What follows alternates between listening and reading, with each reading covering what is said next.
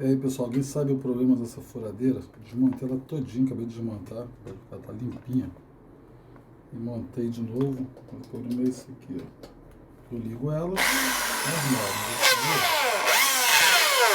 ela não roda.